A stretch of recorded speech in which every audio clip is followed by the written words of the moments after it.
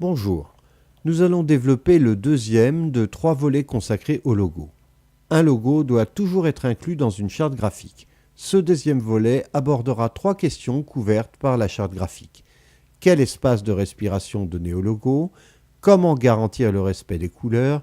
Combien de versions doit comporter le logo? Autour du logo doit exister une zone de respiration, un espace pour respecter à la fois la lisibilité, mais aussi la valeur de la marque. Dans ce premier exemple, on n'a pas pris soin de respecter cette zone de respiration dans la composition graphique. Le logo apparaît banalisé, engoncé et au final, la perception de la marque est dégradée. Nous n'avons pas cette impression dans ce deuxième exemple qui respecte la marque. Pour éviter cet écueil, la charte graphique définit des règles d'utilisation et notamment un espace minimum qui dépend de la dimension à laquelle le logo est reproduit, mais aussi d'une distance clé, souvent comprise dans le design du logo.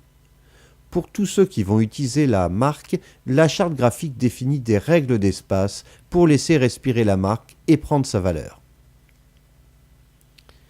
Dans certains cas, on peut voir le logo dévier dans ses couleurs d'un support à l'autre, et parfois dans des proportions assez sensibles à l'intégrité de la marque.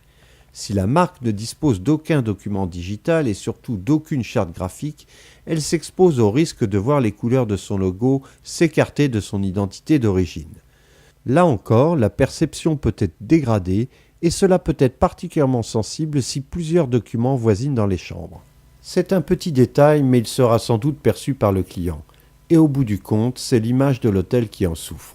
Pour éviter ce risque, la charte graphique définit avec précision la codification des couleurs qui évitera tout dérapage.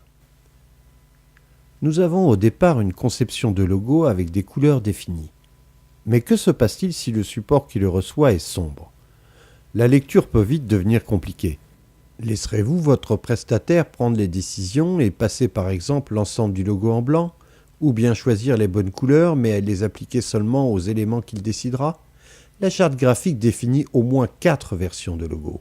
Monochrome, polychrome, avec à chaque fois un positif et un négatif. La charte graphique définit l'ensemble des variantes possibles.